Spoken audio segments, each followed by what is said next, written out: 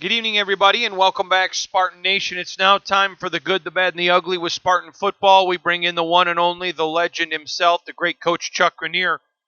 Coach, I'll give it to you. The floor is yours. Your thoughts of the Michigan State, Maryland, all of it. Give us your insight. Well, it's kind of like you watch that game. Some players had some really terrific game. Mike Bannister was fabulous. I thought he was just absolutely fabulous in that game, especially second half. Looked like his hair caught on fire or something. But he was, when they needed him most, he really came through in it. There were some other good players in there.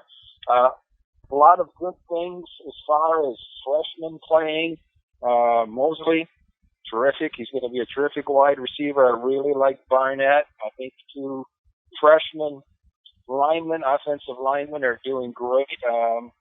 Guy to look for, really, I think, as far as a tight end. I'm losing his name right now. The freshman tight end, when the defensive end came in. Do you remember who that was? Yes. Coach, if you hadn't that, okay. I'll get it in a second. Keep going, but I'll get it. Berghorst.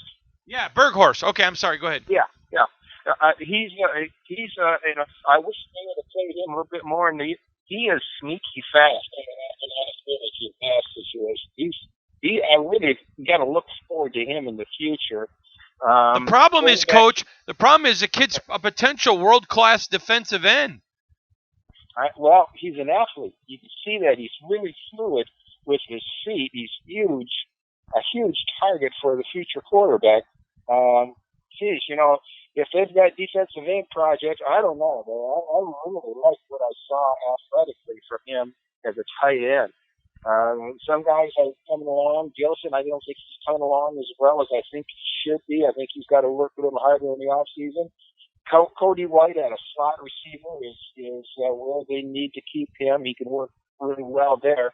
I'm concerned about linebackers in the future.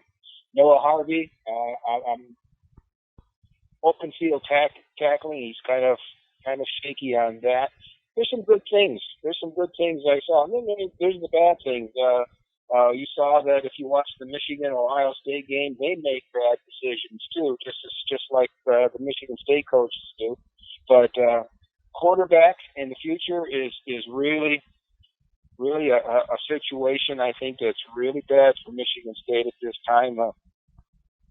They played Lewerke just about the entire game, and he was, again, as he has been for two seasons, shaky, real shaky. So those are my thoughts on the game. Conklin came through, had the winning field goal, and then when they gave the ball back again 2 minutes, and this season giving the ball back for 2 minutes, like giving the Lions giving back the ball to somebody else 2 minutes ago. It was really a nail biter at that time, but sad situation. Wide views of the field and seeing how few people were in the stands for that game, and then reading on the poll that the tailgaters were not there. And, that's just a sad situation for Spartan Nation. Yeah, it's really bad, Coach. As I talked to several media people, only one person thought there was 20,000 or more there. Most of us felt between 15 to 18,000. That's just unbelievable. It's sad. I mean, a D1 program with the history that Michigan State has, and a chance for a 6-6 season and a bowl win. Of course, this time of year, Thanksgiving weekend, weather, all those things have to be considered, but there should have been much more people there. So well, Coach, but I want to ask you a question, though. If you're a fan and after 4 years of mediocrity, you're tired of the product, that's the only voice you have to make. That's true. And, going into this ball game, you would hope after maybe the Rutgers game with Cody White going off with the catches and that there had been more people there. But after, like you're saying, 4 years of mediocrity and the last 2 years of just a stagnant, I guess. I don't want to use other words, but I don't think I should. offense by Michigan State. There's just not a lot of optimism there to go see a game and turn down maybe being with family and during the holidays or the weather. So yeah, it's a sad situation right now. Coach is a legendary State of Michigan prep high school football and basketball coach. He joins us each and every week, the good, the bad, and the ugly. Coach, I want to ask you this question. Internally, people at Michigan State are telling me they want to go to Detroit to save the $1.5 million in travel expenses. They understand that Spartan fans are not really going to travel to either bowl, whether it's Pinstripe in New York or Detroit. They want to go to Detroit. But the Pinstripe would love to see a Narduzzi-D'Antonio battle. At this point, does it even really matter to you? Well, I would think, based on attendance from last weekend, I would think I would prefer them to go to Detroit. They would have the possibility of a larger fan base, excuse me, showing up than they would. If I was down there, if I lived down the side of the state again, maybe I would go to Washington, Detroit. I certainly wouldn't travel all the way to New York to see this team, but that's just a sad situation. And to go there and play against the Pitt team, which I don't think we can beat a Pitt team. I think if we go to Detroit, we'd play a MAC team, wouldn't we? I would think, and that would be a better matchup. So it would be a better matchup with a MAC team.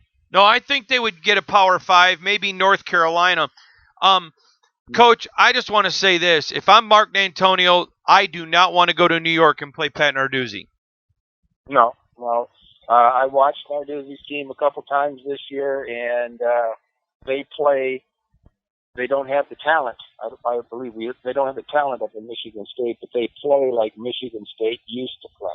They play with a fire, and we haven't seen that the last couple of years, and I'm sure that they would be really up for this ball game to prove whatever, and it would be a bad situation. I think we would get our butts handed to us in New York.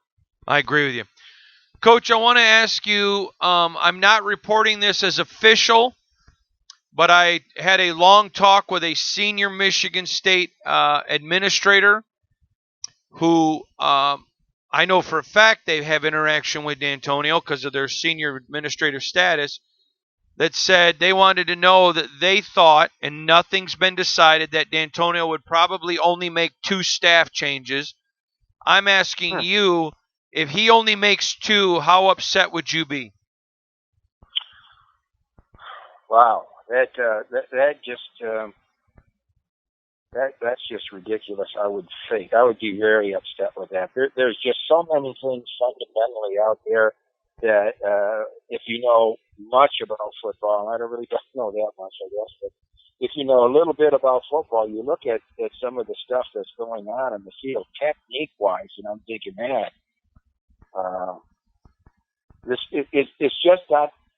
It's not coordinated. It's not linking all the pieces together. It just doesn't seem to be gelling well for whatever reason. To flip people around in different positions is. I heard an interesting statement the other day. You don't rotate ball tires, and that's kind of like the situation that happened there. It's just not working for whatever reason. There has to be new fire brought in, new ideas brought in, better technique being taught, and to just go with 2 coaches, I think there's more problems offensively and defensively than just bringing in a couple coaches. Very interesting to me. Coach, recruiting, how concerned about it are you? Well, we've always had things used against us in the past, primarily the recruiting of offensive linemen. That's always been used against us in the past. That why would you want to go there? They're not sending any players to the pros, yada, yada, yada, things along that line. Now, it's the overall entire offense that's being used against us.